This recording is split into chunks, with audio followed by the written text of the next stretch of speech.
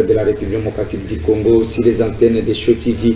Bandeko batali mbote na bino pe boye malamu na manaka mukoromalilo tozali bongo na esengo ya kobeta masolo matali Congo Lumumba Congo Tshisekedi Congo ya Matata Mponyo yali Congo ya Chilombo yali Congo ya Kabundu Alesa yali Congo ya Mama Wivine yali Congo ya Bakongo mani banso balina lika ete Zamba Kabundu Alesa akokota bitumba oyo pe solution.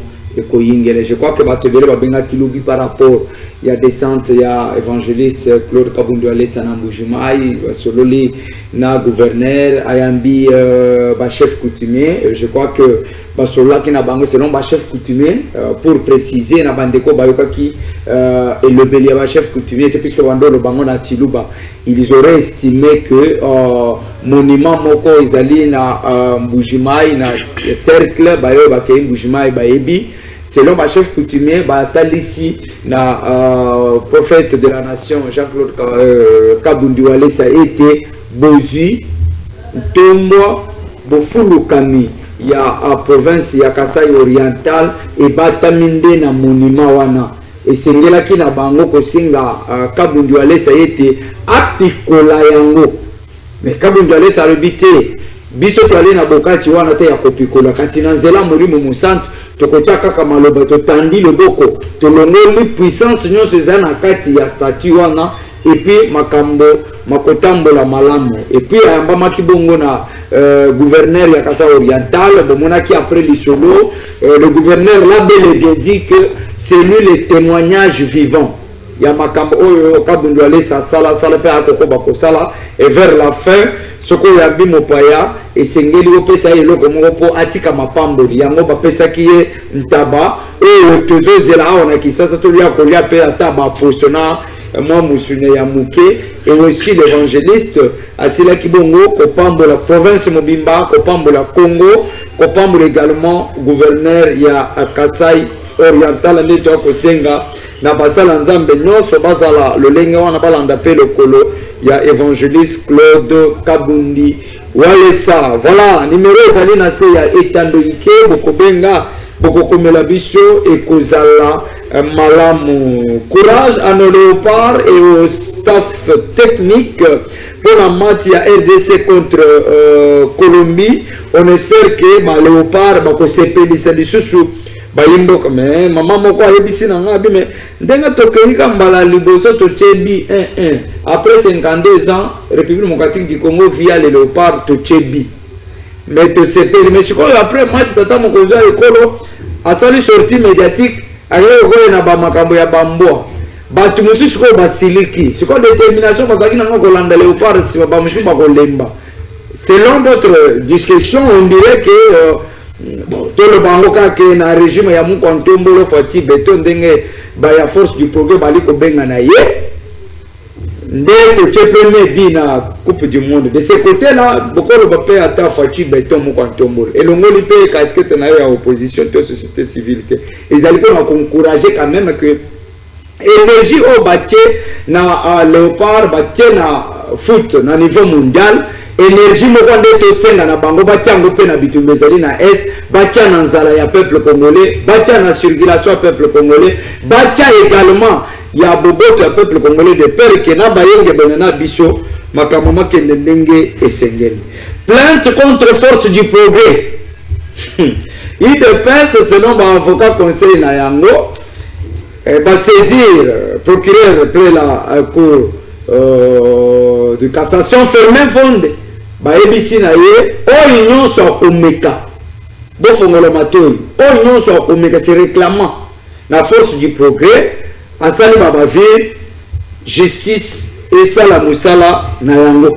Ah, je crois que makambo to dénonçaka que bande kona biso wana il arrive des fois excès des ailes la force du progrès nyonso mbote bayo ba koto sa pouvoir en place bali koto sa baninga et aussi un appel pour la parti politique. Je l'ai toujours dit ici kuluna oyo ekosi la lolenge kani comment les leaders politiques pembeni na bango ezaka na ba jeune moko na télé civile au basenzela ka bango ba utaka wapi na ba parti politique ezana ba jeune ba batela ka ba siège na bango ces gens là sont identifiés ils font quoi Hein, ils font quoi? En tout cas, courage au collège des avocats de l'UDPS Tshisekedi, de l'initiative, bon identifier Bango.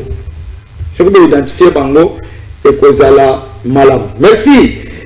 Bon, trois fois malheureusement, Jérémy, le cordon de M-Select est absent puisqu'il a une conférence où le changement, toute modification de la constitution le lundi. Il faut tout ce qu'il y ait temps. À le moulin de peur que Magama Kende Liboso. Silence radio au sein de l'Union sacrée concernant l'initiative du président de la République Félix Antoine Tshisekedi des réformes constitutionnelles. Pourquoi la dignité ne soit pas se prononcer, pour soutenir la moto Baboui. Et je crains fort qu'en 2027, les opposants ne soient pas comme l'Union sacrée, puisque ça c'est pressant. Il y a mis assainissement et civisme dans la ville province de Kinshasa seront exclusivement exécutés selon l'information autosuivie. Na bandeko bazaki les anciens koulou na transformé en bâtisseurs bali kozo. Mais mutuno na kotu na bakambi. Bandeko wana bazongi awa. Task force oyo bakoassainir ville province de Kinshasa. Bakozonga na bafamille na bango to bakulukele bango système moko ba encadrer bango. Ça c'est une question. Puisque tu as dit que ata mori mo centre, ce qui pasteur azalaka katier, mais akutani na Jésus abongoli motem, akomi pasteur, mais ba indice ya kikatier etikali kati na ye. Molimo na ye zana ba indice mo to kosata ke muto azaki boxeur. Denga ba mtsusu balobelaka Pascal Mukuna, l'évêque ya azalaka boxeur soko talié ka boy, soko ye na réel akotia Bible mu panzo ko zabako bibotu. Oza bibotu. Et enfin, un mot pour le léopard, na bande na bango, tobeta masoro. Pas des attaques personnelles, respectons les autorités, toute autorité vient de Dieu, sauf ya Corneille Nanga. On a occupé Goma, on est outil dans Zambeke. Merci beaucoup. Bena on dit indépendant, merci beaucoup mon mboka na banzi na pesi mbote na pesi ndeko na ngalo mumba mbote. Merci. Na pesi et tout le ko ba congolais ba na biso na moya lelo mbote siko zomi bino na bosalité le coordinateur ya structure monene na mboka na biso na kombo ya kan na pesi mbote maître Axel Ndole na bosalité l'équipe ne mobimba o ba na simana ye le docteur Sam Ngala Mulume et puis Nandeko Glody Ditina na base la piscine sombote na pesi ba congolais ba kino bino sombote au bosani mutu moko volcan na bossa de volcan wala ko benga e volcan na bossa nté de population islam mais c'est le plan de l'état de volcan na pesi sombote na bureau. Merci pesa Joseph Kabila Corneille wana ceux qui viennent kopesa wambote ko na Martin Fayulu m'a dit ba bisinga ke ba leader de l'opposition bazoka ke ka mupanzi moko bango te mona mboka mais bazoka ka awa kaka. Merci Yo moni bande kuna bango wana ni bande kuna bango ya Senko na SCC yo moni ki bango te. Merci. Lumumba il s'appelle Daniel votre belle madame mbote ndeko mupanzi sango na pesi mbote na bande nyonso bazolanda biso parti dans le monde. Sans oublier ma province de Sidoubangi, n'a pas si le gouverneur de la province Jean-René Garekoa, le professeur, n'a pas si Mbote, to pesi Mbote na bana Gemena, ya Dongo, ya Imese, partout ba o balandara biso, na ba réseaux sociaux, na télévision, to pesi bino Mbote, sans oublier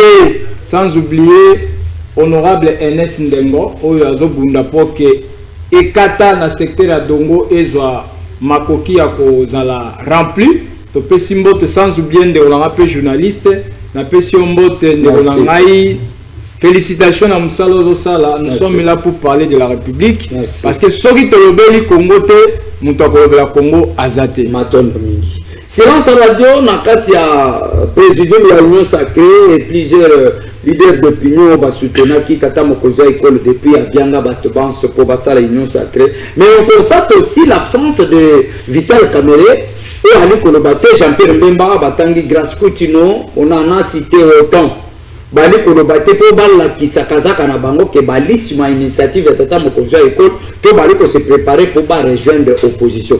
Est-ce que ce silence radio dans l'Union sacrée dit un mot? Merci pour la question, mais permettez-moi d'appeler ça le professeur Vital Kamerhe le mentor politique expérimenté, le faiseur des rois en République démocratique du Congo. Le faiseur des rois. Les faiseurs des rois. Un politicien bien entendu, bien confirmé. Oyo atikala kosimba mando kité banda politique naie azalaka toujours élégant, cohérent, intelligent, professionnel. Tikato pese mbote sika zali. Alors pour répondre à votre question, il est vrai que union sacrée ils ont pas problème. Na tayi ko lobango na plateau na yo awa na lobby ceux qui ont na structure politique oyo ils ont ko accompagner chef de l'État à toute sincérité ils ont ba membre union sacrée.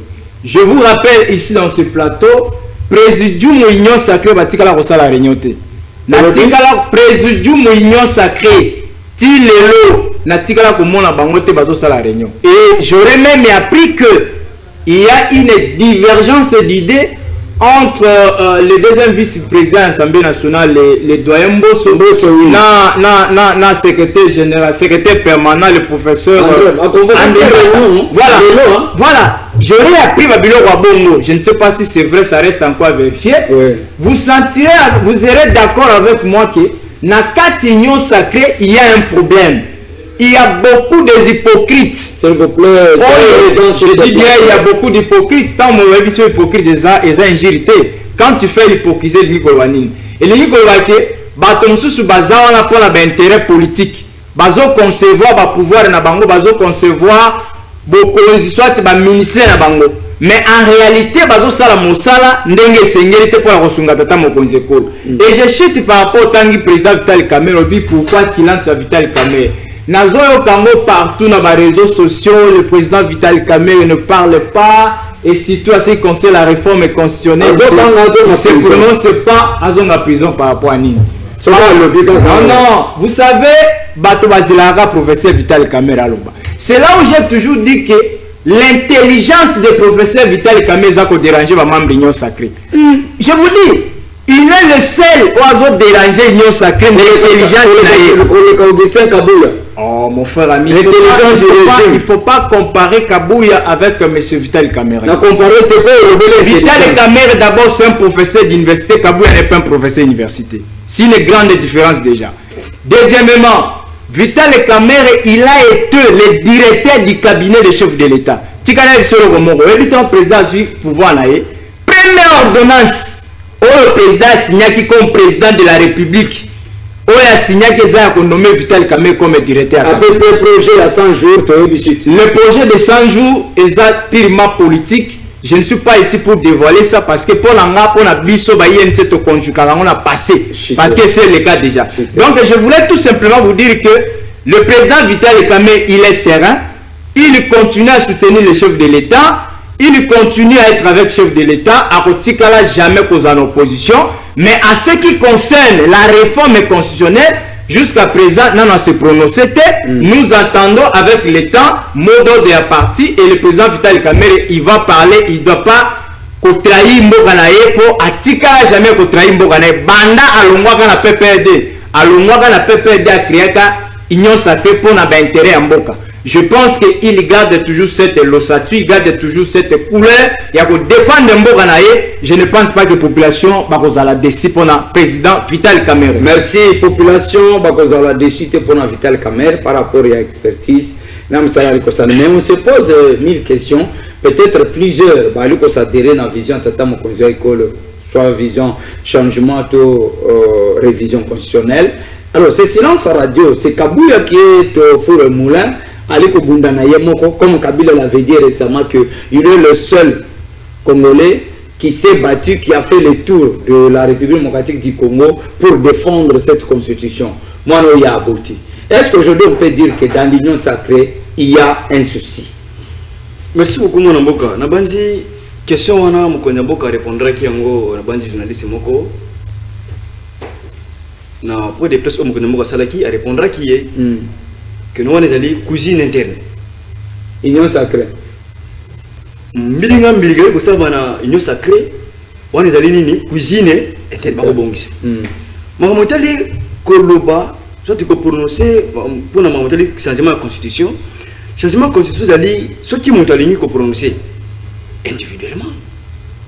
wana est allié na dossier ndenge na ye ndenge ndeko Vital Kamerhe ayi ozala kimia ti sikoyo bon nayebi Vital Kamerhe moto nyonso ayebaka ye aliya koloba na suka et puis maloba na ya suka wana ezalaka na baconséquence moto nyonso ayebi alors mwana mboka nayebi kosenga na mokonzi ya mboka keno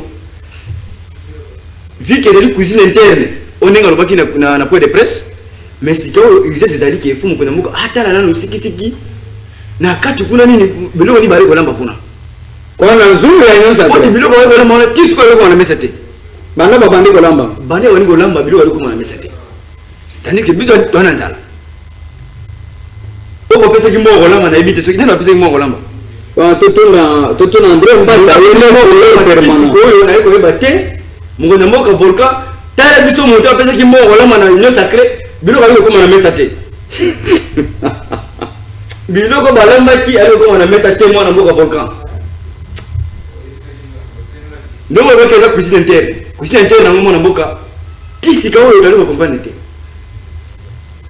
bamususu baza wana bayoko bo réforme bamususu bo changement alors biso oyo toli na kozela na mesa toli kozela keno biloko ngo na biso ngono sombala moko kuna mbili nga benga yali kuna ndenge ndeko na lumba tuko lobawa entre mwana mboka Mboso na mwana mboka André Mbata faut ça sa réunion ya président ya union sacrée ndena lobina mukuse mwana mboka moto basaya ki charger ya cuisine wana tisuko biloko aliko bela te merci nani azana cuisine nani fachi beto opesa ki nani mbongo wezeni na kenda gambela simba zigida to akenda weza ya bakwa jang biloko aliko bela te ndeko akolela okende ko opesa ki mbongo na kati ya union sacrée asomba biloko alamba ebela toliango nako mituna weza kenda ya bakwa janga akendaki zambe wa munene akendaki gambela to simba zigida puisque apparemment on comprend pas dans la réunion sacrée bon toi vous laisse qu'il va courir tout na réunion convoquée par le patriarche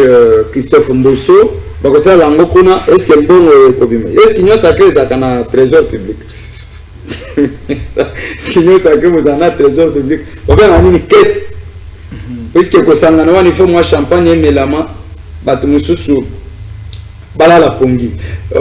Je crois que plainte il y a eu de presse contre la force du progrès parce que c'est ça qui bongo procureur près la cour de cassation fermée Vendée qu'on salue d'ailleurs en passant que nous tenions soit qu'on se réclamait de l'union de la force du progrès eu de presse Sengeli je sais c'est ça mais nous tenons à côté on a dignitaire il y a eu de presse qui avait créé la force du progrès.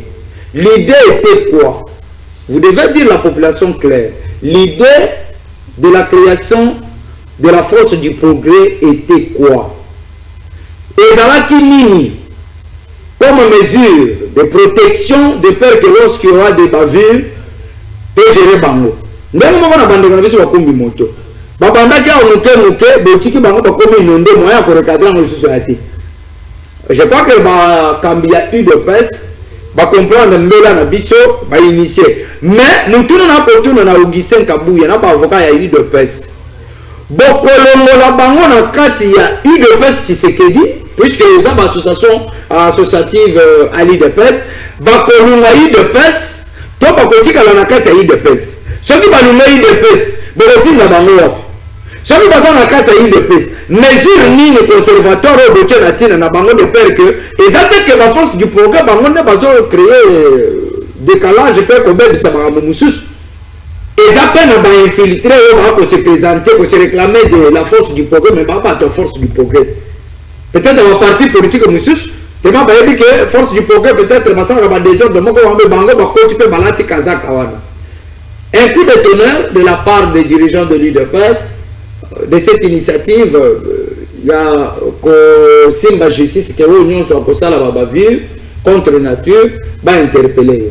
Merci Mopanzi Sango. D'abord, je salue le courage des secrétaires généraux et IDPS parce que les questions morobiso to le kalabatandu ke to lobela kango mingi makambo ya force du progrès to lobela kango mingi biso tanto zaki na opposition na bande ko IDPS Toyebaki mingi o babengaka les parlementaires debout. Ah oui.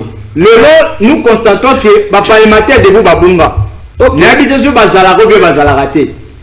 Comme force du progrès. Or, comme lecteur, comme scientifique, natanga stati ya IDPS, malgré je ne suis pas de l'IDPS. Na kati ya stati IDPS, structure au babengaka force du progrès, eza ba institut spécialisé. Au ba créaka pour la mobilisation. Eza nde bongo, mais lelo tokoma komona force du progrès partout. Na ba entrée nyonso, na ba rond-point nyonso batia ba bureau na bango. Nous nous posons la question de savoir si quelle base juridique. Yango lazo lancer mbela et pas papa Nabiso Augustin Kabouya. Confunda oui, parce que vous avez constaté qu'il y a des bavilles. Vous avez constaté que baso kangaba wewa. Vous avez constaté qu'il semblerait même que la France du progrès va voir ba maman ba taxe. Vous avez constaté qu'il y a trop de bavilles. C'est la raison pour laquelle beaucoup confunda en disant que baza infiltré. L'idée aurait voulu que Binomokona au sein de l'IDPS bon identifier ma vraie force du progrès de Zabanan. Deuxièmement, kolongola bango nyonso na ba bureau ba sala na ba entrée principale na ba route Mokali na rond-point Ngaba na ba bisika ndenge na ndenge okokota par exemple na campem na ba entrée principale nyonso komona drapeau ya IDPS au moins à côté drapeau ya nini ya force du progrès. Il faut ba longola bango parce que bango nde bazo sala ke ba menacer ba maman et bazo profiter même na ba manifestation ba s'inviter yango zo mona que zo créer et lo kwa mabe et zo sali même parti présidentiel. Merci. Yango to sengi na Augustin Kabouya secrétaire général bo souka na plainte té bo identifier bango ba vrai membre la force du progrès bo tika bango ba sala msala bango mais on baza ba membre té bo kanga bango soit bo longola ba biloko to ba sala na ville ya Kinshasa. Je crois que vous allez malamu mingi. Mwana Congo mais bakambi ya UDPS bazwi initiative ya kosaisir justice na tina bande kwa force du progrès puisque batmiso bakolonde kwa utikolo bawa batongi banga batongi tout au long on les voit dans la ville les kwa kobomba te batie drapeau ya pays batie drapeau ya UDPS bango pe baza na drapeau na bango la force du progrès. Alors avant d'aller déposer une plainte saisir la justice, est-ce que bakambi ya UDPS baninga banda d'abord te kobuka bisika banu bari kovanda ba ramener bango d'abord ndenge kwa lobby que bazaki ba parlementaire debout. L'initiative était que ce qui information du mina UDPS de la bouche à l'oreille. Et là on a eu par rapport à parlement exactement les acquis qui message que bandeko bakenda qui na CGT ba la rediffusion. C'était ça ce qu'on savait de parlement debout. Mais ce qu'on voit aujourd'hui, est-ce que ce serait pas mieux que Babouka d'abord ndako na bango batongi autour ya babalabala et aussi bapesa mot d'ordre na kati ya parti politique ba s'identifier. Celui ba s'identifier était par la suite ba saisir justice. Est-ce que on a saisir justice se précipiter dans la décision plutôt que babanda d'abord na musisa. Merci beaucoup mon amboka na banzi na pesi longonia na mon amboka le CG.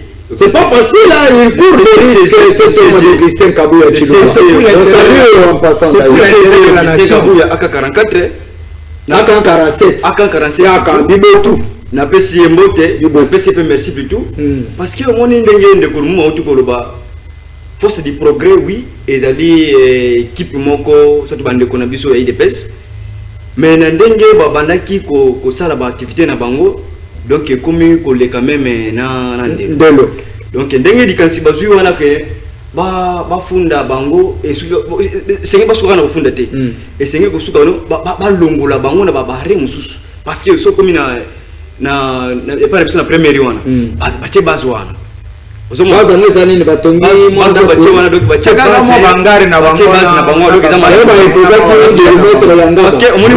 parce que moni mwana mboka moni même marche oyo bana oyo ya lamuka salaki na les 12 ans c'est 64 omoni que non faut une que nous sommes mubundo mais quoi c'est quoi cité ça fait que s'il vous plaît je vais l'amener par là-bas non tout est dans débat mais pas très vers mubundo mais oui que on est encore ba bénéficier la justice s'il vous plaît s'il vous plaît s'il vous plaît apaisez-vous na otike le malo. OK.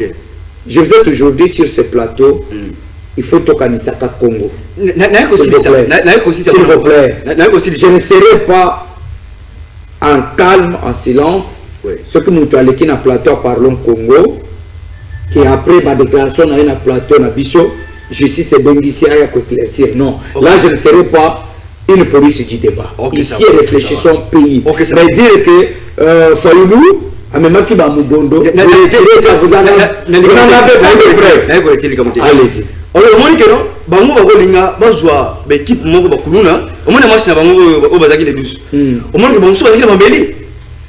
Même les bango au moins mboka falo zaki wana. Ezaki libanga na yeko bate, ezaki libanga ya batuna bango de babetaki libanga eleki ebeta ba policier ne zoki ya mutu. Vous en avez des preuves, attention. S'il vous plaît. J'emmène ma force du progrès. Puisque dossier à Citine, s'il vous plaît. S'il vous plaît, moi Benoît. Dossier à Citine, banquette justice et blancer par éléments sur le terrain pour enquêter par éléments qui sont les vrais causeurs de défis. S'il vous plaît. S'il vous plaît.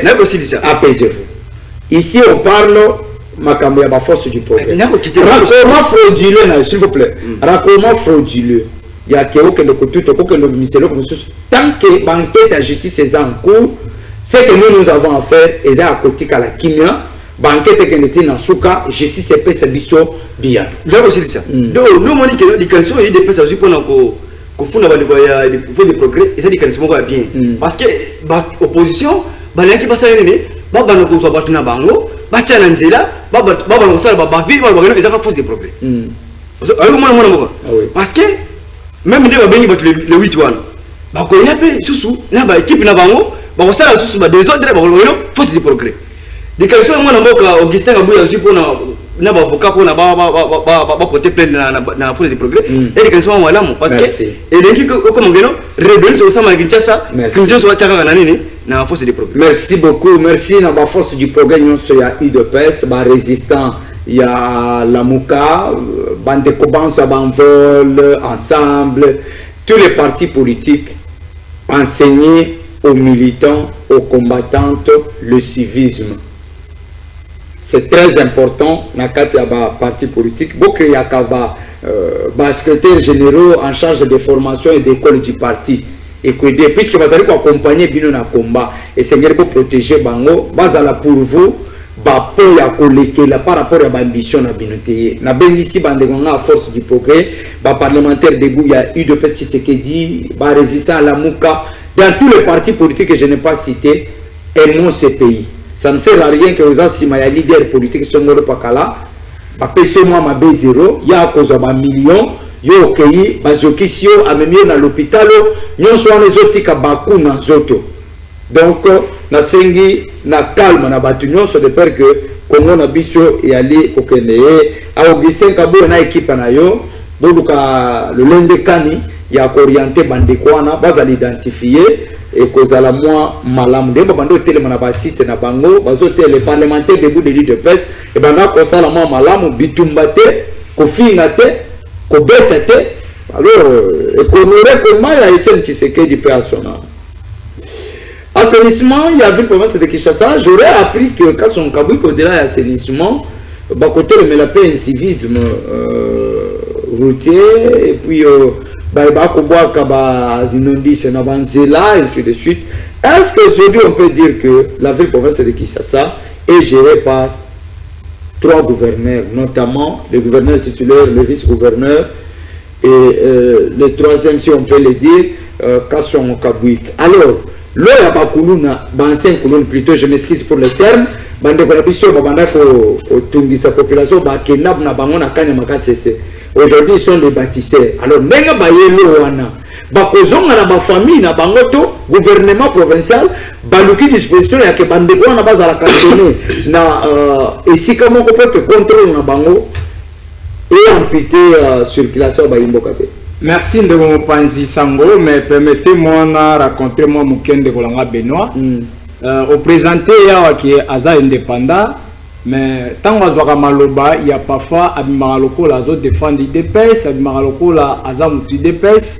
Je ne comprends pas. Mon frère, quand tu viens au plateau de télévision, on vous accorde la parole, il faut parler avec la responsabilité, l'objectivité et le patriotisme.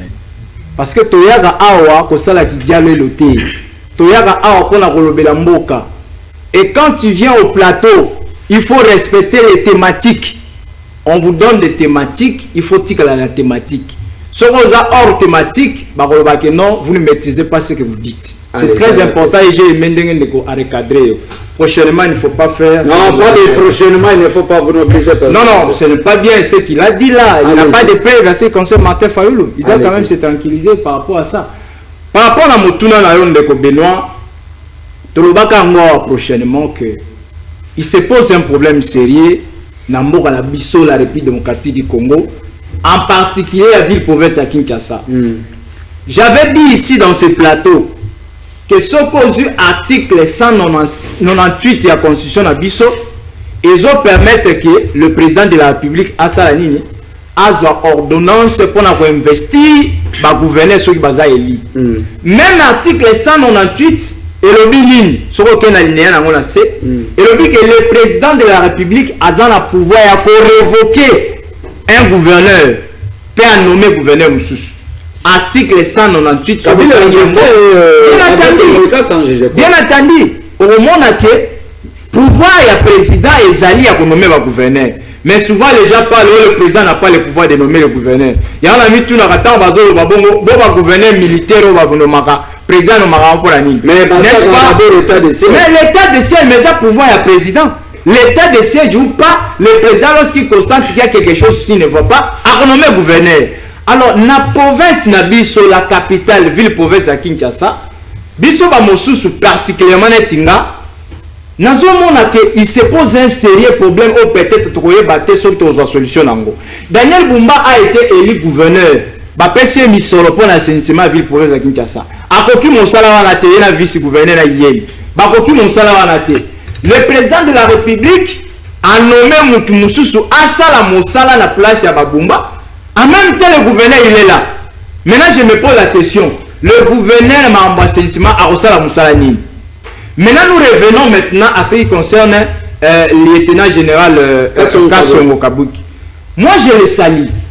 Parce que Moussala Zosala et ça Moussala Moussala mission bateau. Mais je me pose encore une autre question. Si qu'on dengue bande konyo soana baina ville à Kisasa pour la kosa Moussala.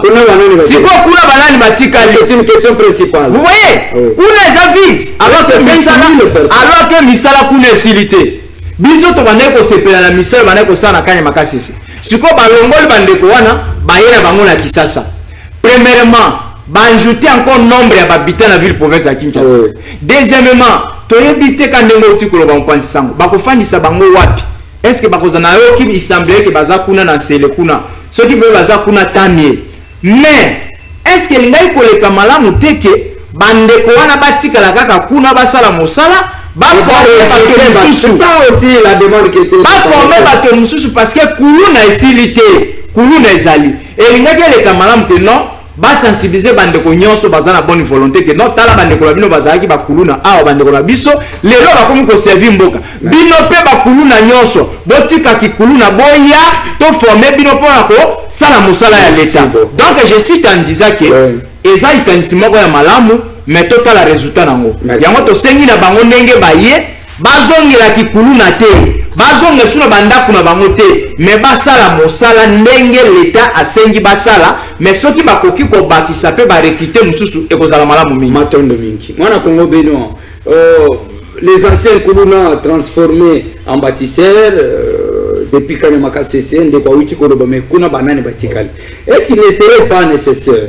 que bandeko bazaki na kana maka parce que général c'est le général ou le colonel lieutenant colonel Jean-Pierre Kasson Kabouik ba sensibiliser bandeko na biso bazawa bazo continuer na misala wana ba volontaire bakota ba bakobola bakanga bango pena na makasi bakotisa bango na assainissement ndenge ko lobi est-ce que c'était une erreur de la part du président de la République Yakoba Kissa Mokami Moussousou na ville province de Kinshasa pendant que le pays court une période compliquée de la guerre, ville province de Kinshasa avec les financements. Est-ce qu'on s'est posé une question de savoir est-ce que les actions seront sponsorisées, tout le bas, financées par qui et c'est pour combien de temps? Est-ce que Kassongo Kabouik, Jean-Pierre, doit s'en sortir dans l'impasse assainissement? Merci beaucoup, mon ami. Na simbi roko moko de kolumba otu koloba na bandi ba congolais baza sengiri baza la ka tango nyonso ngongo nyonso to bisaka bango mama itali polele na Donc il dit que moi autour de l'obéro comme que non ngai nazali soit na camp ya pouvoir soit na IDPS na ko bisa ndiko lumumba que non ngai nazali IDPS nazali IDPS nazali indépendant na lobi yango très bien ngai vana matana plateau nazara information babengi oyezali vraiment très honnête et puis fiable. Tant que ce peu l'indenge, avocat et des presse va jouer du canissi à porter plainte na des progrès. Et ça allait du canissi moi madame. Mais on dit que oui, bah jouer vraiment avec ils ont massacré parce que les gens bande de mususu yo ba komi ko sala ba mbeba na bango na mboka Kinshasa. Ba ko tcha on mutu ya ni ya force de progrès. Est-ce qu'on a le bien ne vraiment éviter?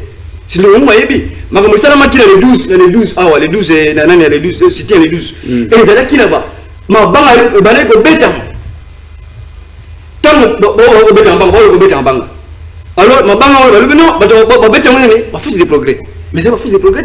Et ça dit que bateau, le bateau, il y a un lobby, bateau, il faut le comment se dit le on a. Bateau, ma banque va bêter, ma banque. Laisse-moi question qui cherche. N'est-ce pas la justice fait son travail. Donc là, voilà le balikamu, et toutes les précisions. La royauté, ah non, là, on va défendre des DPS. Pour les membres des DPST. Ceux qui sont membres de l'INC, je crois bien qu'ils sont membres de l'INC, mais ils sont membres de l'IDPST. Le problème, c'est qu'ils sont pas membres de l'IDPST. C'est ça, peut-être qu'il y a des membres de l'IDPST. Allez-y. Alors, moi, je vais vous citer, je vais vous kungaika kubanga keno banani ba ancien commun transformé en bâtisseur. T'es bien bon bâtisseur, ancien commun t'es. Mais je suis journaliste historien. Comment on va comme j'ai dit je suis journaliste historien. Bâtisseur, tant de que les keno ba fanda wapi, on a elima kamuna biso te gouvernement et c'est dans site wa bongi déjà pona bango, pas ba ko fanda. Donc mutu moko te azo nganda pona bango susute. Voilà, selon Bakambi. Selon Bakambi, selon Gaïté. Ils ont dit selon l'organisation ou le gouvernement, c'est organisé. Donc, il y a tous à la calme, bâtisseur, ils ont un site où ils ont aménagé des gens pour nous bosser pour faire. Et puis, il y a tant de gens et il y a des gens qui ont bazangi au lieu de faire un bongo, il y a avion comme un bango, comme un bango boy. Ils ont recruté des gens, ils ont contrôlé les mikandao. Pourquoi ne pas mobiliser directement 5000 personnes au-delà, puisque les formats pour l'assainissement. Ça, on doit préciser. Il n'était pas formé pour l'assainissement. Bango qui formé dans ma mais l'assainissement, pourquoi pas, Jean-Pierre Kasson Kabou, quand il a formé Bagé et Moussoussou, va s'occuper nécessairement de diminuer peut-être la chômage.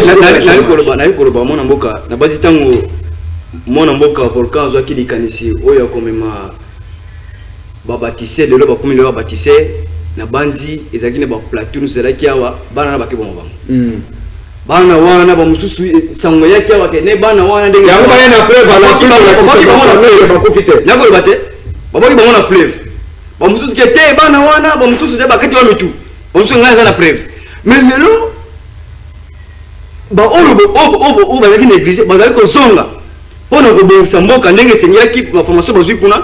Est-ce que l'information est l'assainissement? Comme il y a débat sur le plateau que non, et c'est que bâtir la kuna, quand il m'a dit que le la vite.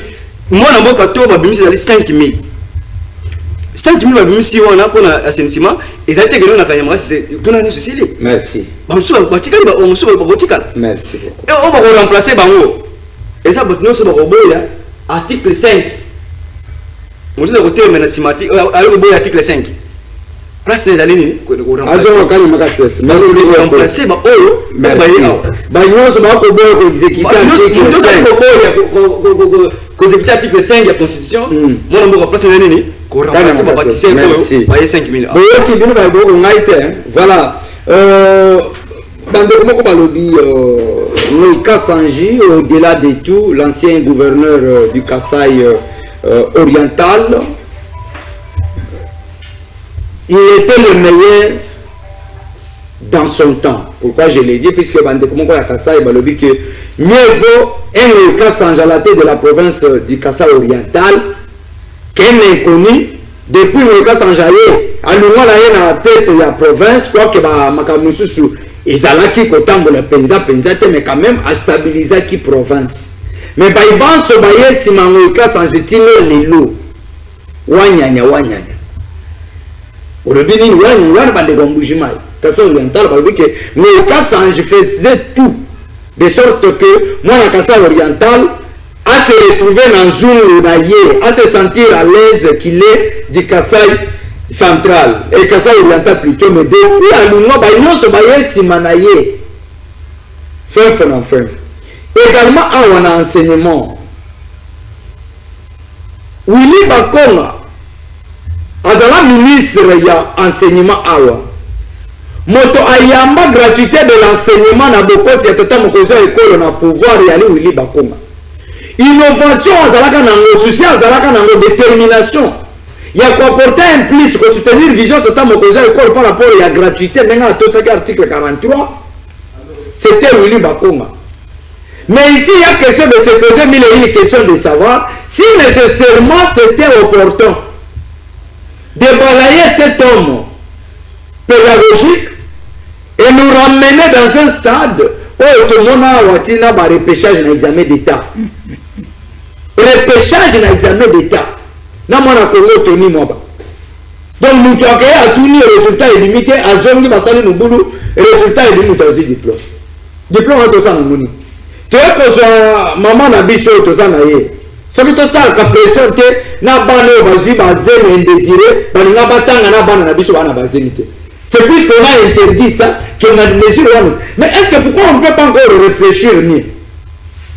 Il y a qu'au la ciment avant qu'on saute. S'il serait nécessaire, il y a des édifices. Oh, ben, je suis en tombe à Congo. Nous sommes des humains. Un humain ne peut pas manquer d'erreur. Mais ce qui est d'accord, ça va qui erreur à un certain point. Mais pourquoi ne pas lui permettre un angle, monsieur, de peur qu'à servir un Boganaï? Pourquoi? Si on l'a dit pour Nicolas Kazadi, on va rappeler que lampadaire n'a forage. Mais Kazadi quand même faisait le nécessaire que tout le monde a tu vas confondre les 30, les 40, les 55. Non, on n'a eu qu'à 100 ans, les 55 jours. On n'a eu qu'à noter, mais on les suit. Merci beaucoup. Mon Congo, vers la fin, 1 minute 30 secondes à chacun. Je crois qu'on doit aborder cette question de léopard. C'est par là qu'on doit chuter. Match à prévu, Batubakola na ba terrasse, te dit là-bas, na courant na ye, tu rappelles ça ba groupe pour la garantie là. Est-ce que les léopards se sont bien préparés, puisque Colombie, équipe nationale na bango zama été, il faut bolenga, bo frapper, bo la kisa bangote, zama zadi na raison ya kocha no reçu du Kivu na sa République démocratique du Congo. Merci, mon Panzisangola Motuna Nayo. Permettez-moi de saluer Willy Bakonga, mon vieux que j'aime beaucoup, et Sika Zali. C'est un vieux qui a beaucoup travaillé dans l'enseignement de l'Engoti-Kolobango. Tozo Banzake, ceux qui t'attendent au Konzeko, la Bolinga, qui est remaniement et salema, ceux qui ont eu sous grâce, ils ont reconduit et ils ont malam. Merci. Alors, par rapport à votre question, oui, Bisso, Tozo souhaité qu'il n'y ait pas gagné. Souci na Bisso majeur, et ça qu'il n'y ait pas gagné. Vous savez, na Congo loko totikali nango ezo sangisa biso zaka bal ndezo sangisa biso bal ndezo pesa biso esengo bal ndezo bungisa biso ba souci ya ba chômage bal ndezo bungisa biso ba souci ya kokanisa bandeko na biso ya este bal ndezo bungisa biso ba embouteillage. En tout cas, pour nous les autres, les Congolais patriotes engagés, tozo souhaiter que Lyopa a gagné. Okay. Yango to sengi toujours na ba Congolais nyoso et sika tozali soutenir kaka Léopard parce que Portugal basalaki munoko mingi balobaki mingi mais bon moni quand même que RDC à la kisi na monde entier que azana makasi akobeta balle. Donc moi je pense que to banga Colombie te Colombie ezaka ba équipe to pesi bango chance Léopard akenda liboso so pe ba ko gagner et ozala malamu mingi pour la Congo na biso. Merci.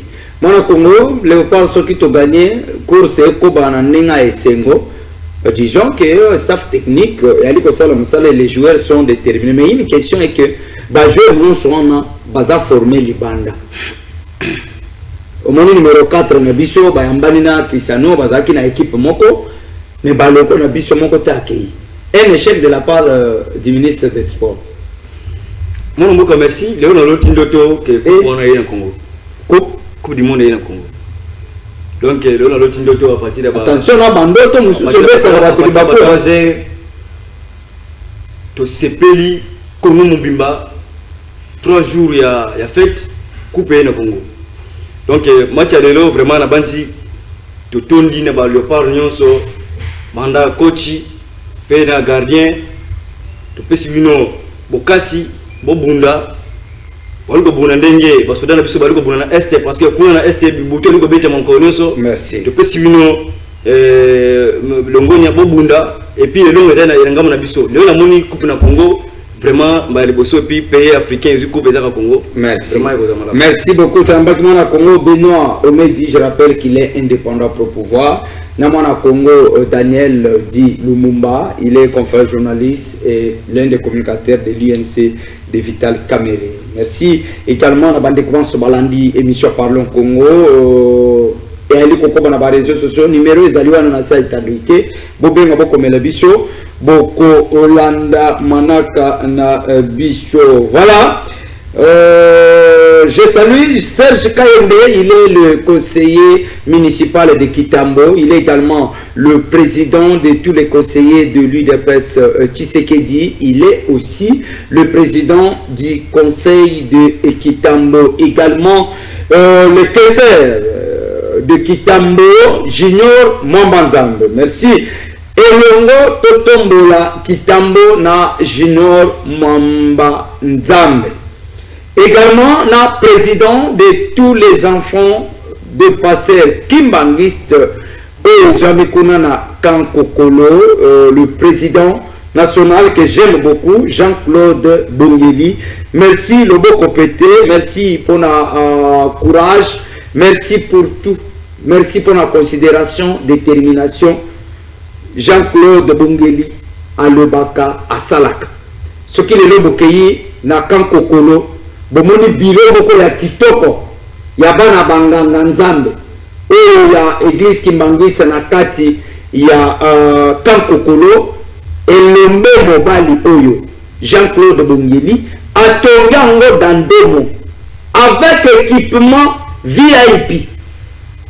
Na lobi na Kankokolo comme référence ya munene bayo bitere ya Kimbangwisa soko moni kaka kuna minda ye bomanaka te kura kinakate bokasi ya bakoko bokasi ya tata Sibo Kimbangu kiangali yali kosala musala yali kopambola nzambe pour la courage ndenge Dawidi atongola nzambe ndako ndenge pe Dawidi oyo ya église Kimbangwisa ya Kankokolo Dawidi na bino yali Jean-Claude Bongeli, le président de tous les enfants de passer Kimbangwisa kuna na Kankokolo topesi bino mbot bosimba président bien bobatelaye yango to kosenga na tata Simon Kimbangu soki otombele biso Jean-Claude alungo wana comme ata na niveau national c'est quelqu'un qui se donne comme David na kati ya paroisse Kimbangwisa ya Kankokolo également na Badi Bongeli avec toute la famille.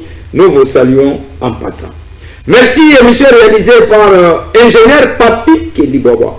Si on va caméra, tout ça, na Congo, Kapela Fumu Kimbangu. Et l'on a balance sur Balandi Parlons Congo, tout on dit bino botondi. Ya kolika été lobby mercredi à 14h30. Toko ya mabande ko ya UNC. Bako bongonao.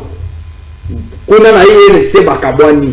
Na ebisi bino ba jeune ba mususu pour changement et la constitution ba monsieur révision ba monsieur baboy tokoye bangolobi awa etikali zamba kabundu ale zamba maman jeune zamba bana nyonso centre de réveil spirituel ba personnel ban sur Show TV équipe Mobimba ya Parlons Congo nous vous aimons eliki alike mulimo musantu ekozala mukambela biso bayo